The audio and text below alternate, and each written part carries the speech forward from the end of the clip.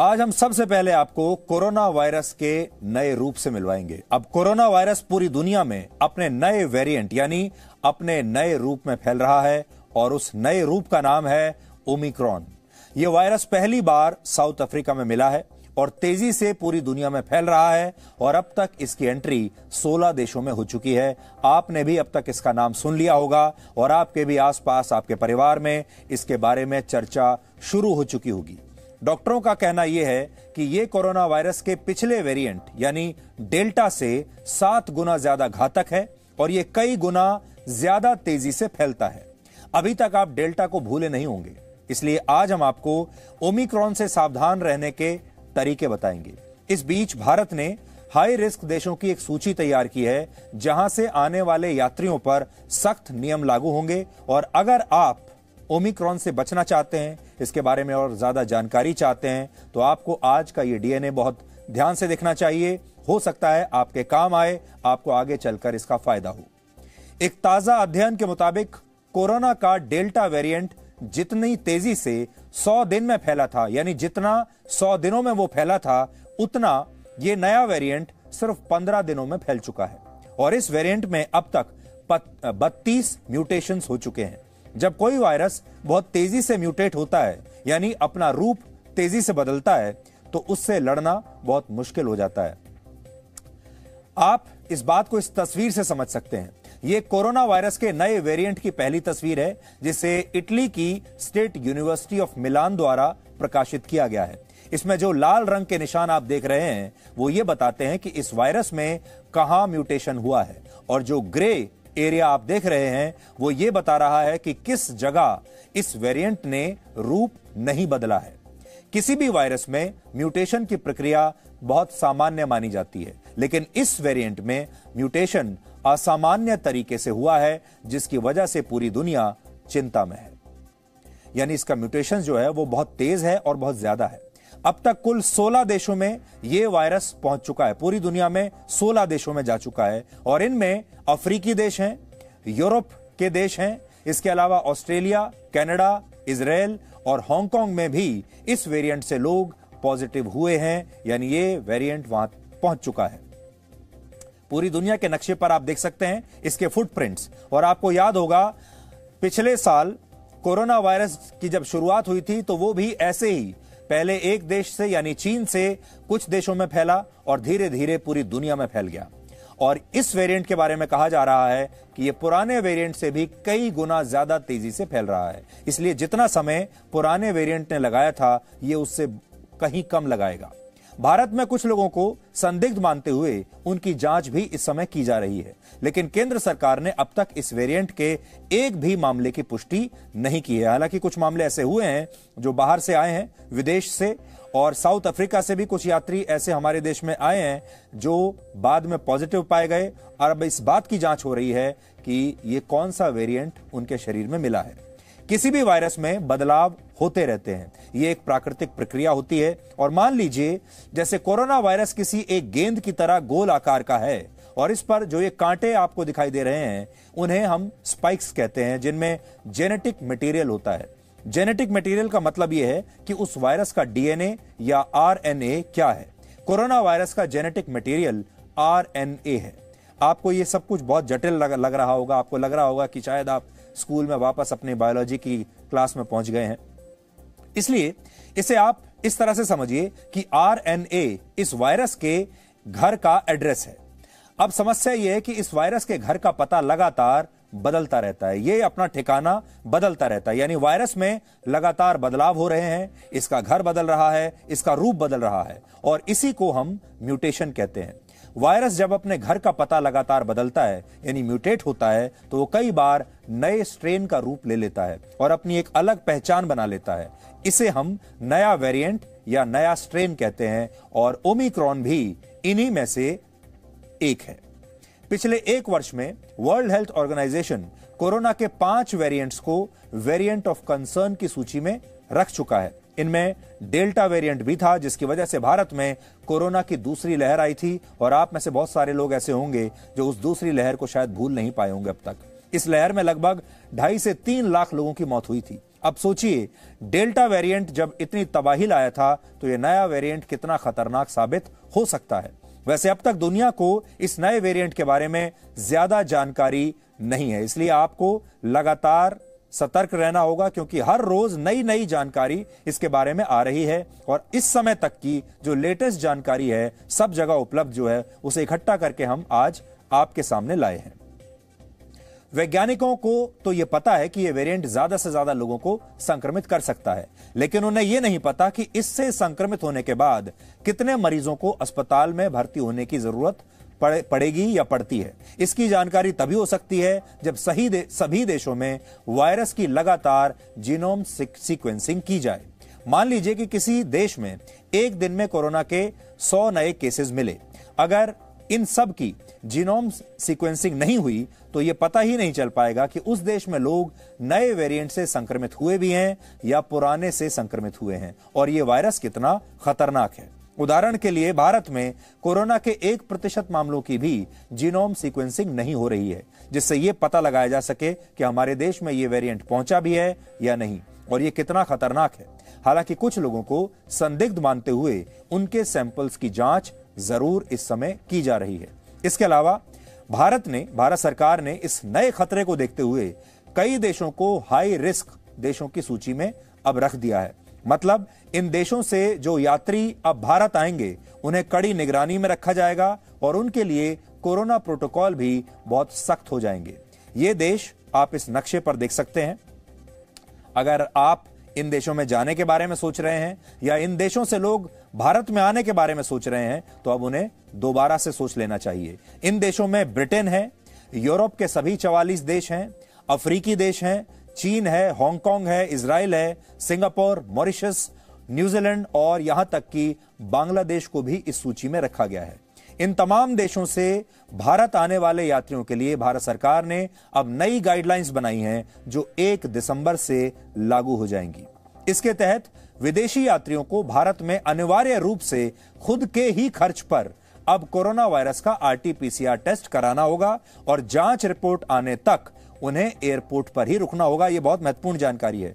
जो अभी देशों की सूची दिखाई आपको, अगर यात्री यहां से आ रहे हैं तो इन्हें अपना पहले RT-PCR टेस्ट हवाई अड्डे पर ही कराना होगा भारत में लैंड करने के बाद, और जब तक उसका रिजल्ट नहीं आ जाता तब तक इन्हें हवाई अड्डे से बाहर निकलने की इजाजत नहीं मिलेगी। रिपोर्ट नेगेटिव आने पर होम क्वारंटीन के 7+7 फॉर्मूले का पालन करना होगा। अब बताते हैं आपको कि 7+7 14 दिन का यह क्वारंटीन कैसे होगा।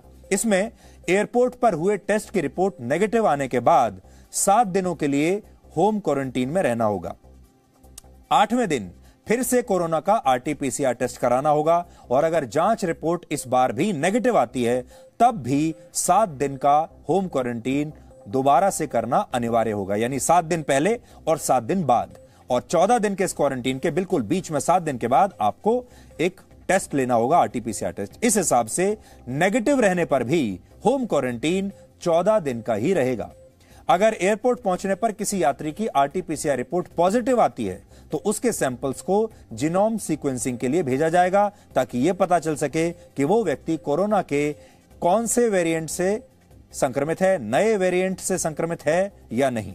संक्रमित व्यक्ति की कॉन्टैक्ट ट्रेसिंग भी जरूरी होगी और इसके लिए मरीज के साथ बैठे पैसेंजर्स या उसके साथ बैठे व्यक्ति, आगे पीछे की 3 पंक्तियों के यात्री और केबिन क्रू की भी कोरोना की जांच अलग से की जाएगी। तो यानी अगर आप हवाई यात्रा कर रहे हैं और आपके आसपास अगली 3 रोज में भी कोई व्यक्ति पॉजिटिव मिलता है तो फिर आपकी भी जांच की जाएगी और आप भी मुसीबत में फंस सकते हैं। और सबसे अहम, सभी विदेशी यात्रियों को एयर सुविधा पोर्टल पर अपनी यात्रा से 14 दिन पहले की विस्तृत ट्रैवल हिस्ट्री बतानी होगी और फ्लाइट से पहले 72 घंटे के अंदर कोरोना की जांच भी करानी होगी। जिन देशों को हाई रिस्क की श्रेणी में नहीं रखा गया है वहां से आने वाले कुल यात्रियों में से 5% की रैंडम टेस्टिंग होगी। इसका खर्च केंद्र सरकार खुद उठाएगी, उनसे पैसा नहीं लिया जाएगा और इन यात्रियों के लिए भी 14 दिन का होम आइसोलेशन अनिवार्य होगा और समुद्री मार्ग से आने वाले अंतर्राष्ट्रीय यात्री भी इसी प्रोटोकॉल का पालन करेंगे। अब कुछ नई स्टडीज में इस बात की आशंका जताई गई है कि कोरोना का यह नया वेरिएंट इसकी वैक्सीन्स को भी बेअसर कर सकता है। यानी अगर आपने वैक्सीन लगवाई हुई है, एक या दोनों वैक्सीन भी लगाई हुई हैं, तो भी ये उसके सुरक्षा कवच को तोड़ सकता है। दिल्ली के एम्स अस्पताल के निदेशक डॉक्टर रणदीप गुलेरिया का कहना है कि इस वेरिएंट के सभी म्यूटेशन या बदलाव इस वायरस के स्पाइक प्रोटीन क्षेत्र में हुए हैं, जिससे यह वेरिएंट ऐसी क्षमता विकसित कर सकता है जिसमें वो शरीर के इम्यूनिटी सिस्टम से बच सकता है। यानी हो सकता है कि वैक्सीन या दूसरी वजहों से पैदा हुई शरीर की प्रतिरोधी क्षमता का उस वायरस पर कम असर हो या फिर बिल्कुल भी असर ना हो। हालांकि ये आकलन अभी बहुत शुरुआती है और आने वाले दिनों में ही इस पर आपको सही जानकारी मिलेगी, क्योंकि ये वेरिएंट इतना नया है कि अभी इस पर स्टडी चल ही रही है। लेकिन एक चीज हम आपको बता सकते हैं और वो है कि इसके लक्षण क्या हैं। दक्षिण अफ्रीका में 100 लोगों पर हुई एक स्टडी में यह पता चला कि जो लोग ओमिक्रॉन वेरिएंट से संक्रमित हुए उन्हें हल्के बुखार और थकान की शिकायत हुई है। तो इसलिए ये याद रखिए, हल्का बुखार और थकान ये शुरुआती सिम्टम है।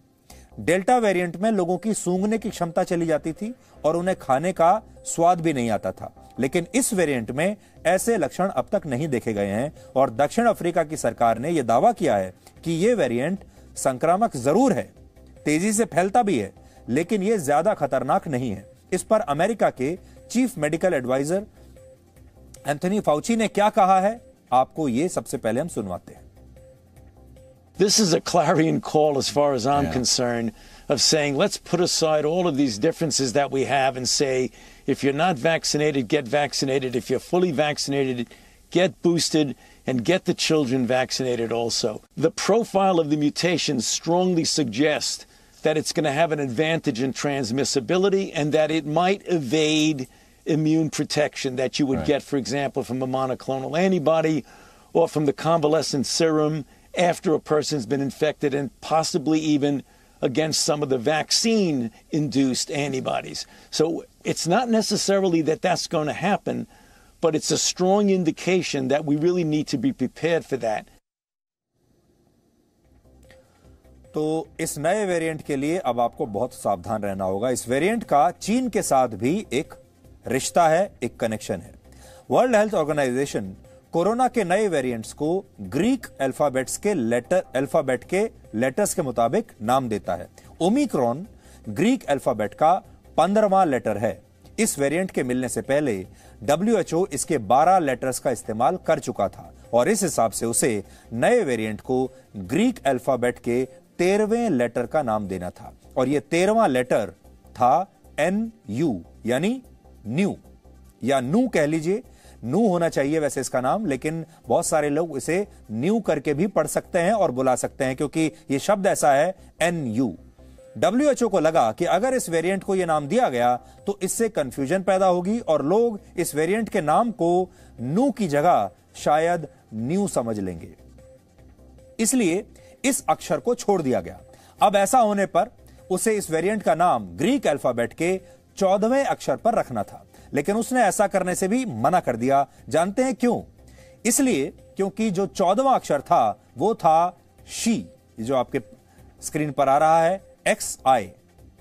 WHO को लगा कि अगर इस नए वेरिएंट को शी का नाम दे दिया गया तो इसे दुनिया चीन के राष्ट्रपति शी जिनपिंग से जोड़कर देखेगी, क्योंकि उनका नाम भी शी है और इस वेरिएंट का नाम भी अगर शी रख दिया तो उनका सीधा कनेक्शन इससे स्थापित हो जाएगा। इससे और गलतफहमी होगी और यह बात चीन को नाराज कर सकती है, यह बात शी जिनपिंग को भी बुरी लग सकती है और इसी वजह से नए वेरिएंट के नामकरण के लिए फिर 15वां अक्षर चुना गया, जिसे ओमिक्रॉन कहते हैं। अब सवाल उठता है कि अगर WHO चीन से इतना डरता है, उसे चीन का इतना ख्याल रहता है, तो एक भयानक महामारी के समय दुनिया इस स्वास्थ्य एजेंसी पर भरोसा कैसे कर सकती है?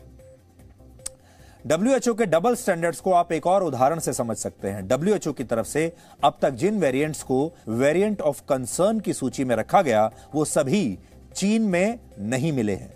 एक चीन में मिलने वाले एक भी वेरिएंट को उन्होंने उस सूची में नहीं रखा है, क्योंकि चीन ने कभी भी ईमानदारी से दुनिया को और WHO को यह बताया ही नहीं कि उसके यहां कोरोना का नया वेरिएंट मिला है। इसलिए आपको हैरानी होगी कि ये जो कोरोना वायरस है ये फैला है चीन से। सबसे पहले ये चीन में मिला तो भी चीन का कोई वेरिएंट WHO की लिस्ट में नहीं है और डब्ल्यूएचओ ने भी कभी भी चीन से इस बारे में ज्यादा जानकारी हासिल करने की कोशिश नहीं की।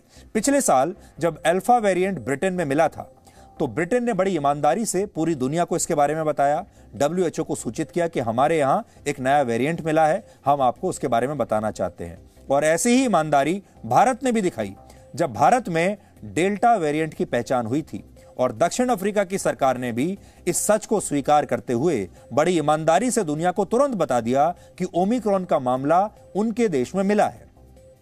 इससे आप चीन और इन देशों में अंतर को समझ सकते हैं और डब्ल्यूएचओ की कार्यशैली को भी आप जान सकते हैं। दुनिया में हर देश जहां भी ये कोरोना वायरस का कोई भी वेरिएंट मिला है, सब ने ईमानदारी से तुरंत पूरी दुनिया को सचेत किया है, डब्ल्यूएचओ को इन्फॉर्म किया है। लेकिन सोचिए, जिस जगह से, जिस देश से इस पूरी बीमारी की, इस वायरस की उत्पत्ति हुई है, अब लोग कहते हैं, अलग अलग थ्योरीज चल रही हैं कि कोई कहता है कि लैब से ये लीक हो गया और दूसरी थ्योरीज चलती हैं, लेकिन इतनी बात तो पक्की है कि इस वायरस की उत्पत्ति चीन से हुई है। लेकिन सोचिए, इसके बावजूद चीन ने लंबे समय तक इस बात को स्वीकार नहीं किया और ना ही दुनिया को कभी इसके बारे में बताया। अगर चीन भी उतनी ही जल्दी ईमानदारी से पूरी दुनिया को यह बता देता तो शायद इतनी तबाही न मचती। हालांकि एक अच्छी खबर यह है कि भारत में पिछले कुछ दिनों से कोरोना वायरस के प्रतिदिन मामले औसतन 8,000 के आसपास रहे हैं और 28 नवंबर को पूरे देश में कोरोना से लगभग 8,300 लोग संक्रमित हुए थे। हालांकि आपको यहां यह समझना होगा कि यह वायरस इंसानों की शायद परीक्षा लेना चाहता है। यह वायरस कमजोर पड़ने पर या हारने की स्थिति में अपना स्वभाव ही बदल लेता है, अपना रूप ही बदल लेता है और फिर से नए रूप में और ज्यादा खतरनाक बनकर आता है। हालांकि हमारे यहां अब मामले बहुत कम हो गए हैं, जैसे हमने आपको बताया 8,000 के आसपास मामले इस समय पूरे देश में हैं, जबकि इंसानों को अपना स्वभाव बदलने में कई बार पूरा जन्म लग जाता है। लेकिन ये वायरस जो है, ये तुरंत अपना स्वभाव और रूप बदलता है और कई मामलों में तो लोग अपनी मृत्यु तक भी अपना स्वभाव कभी बदल नहीं पाते। इंसान में और इस वायरस में ये एक बहुत बड़ा अंतर है, इसलिए इंसान को इस वायरस से बहुत सावधान रहने की आवश्यकता है। इस खबर से जुड़ा एक लेटेस्ट अपडेट आपके लिए यह है कि भारत सरकार ने मुश्किल की इस घड़ी में साउथ अफ्रीका की मदद करने का फैसला किया है। भारत सरकार vaccine, test kit, PPE kits और वेंटिलेटर साउथ अफ्रीका और दूसरे अफ्रीकी देशों में भेजने के लिए अब तैयार है। यह तैयारी इस समय चल रही है, यानी भारत साउथ अफ्रीका की और अफ्रीकी देशों की अब मदद करेगा। तो आज इस वक्त तक की जितनी हमारे पास खबर थी इस नए वेरिएंट को लेकर हमने आपको दी है, लेकिन ये जो जानकारी है ये लगातार हर घंटे के हिसाब से अपडेट हो रही है। आप सबसे हम यही अपील करेंगे कि आप ये मानकर चलिए कि एक नया खतरा अब एक बार फिर से आपके सामने आकर खड़ा होने वाला है। डेल्टा को आपने देख लिया, अब ये डेल्टा का एक बड़ा भाई आपके सामने आ सकता है। इसलिए ये मत सोचिए कि कोरोना वायरस भारत से जा चुका है, आपकी जो जिंदगी है वो सामान्य हो चुकी है। अपना मास्क हर समय हर कीमत पर लगा कर रखिए और अपनी दोनों वैक्सीनेशंस अगर आपने नहीं कराई हैं तो आप करा लीजिए। Presenting B News app, available on Google Play and App Store. Download it now.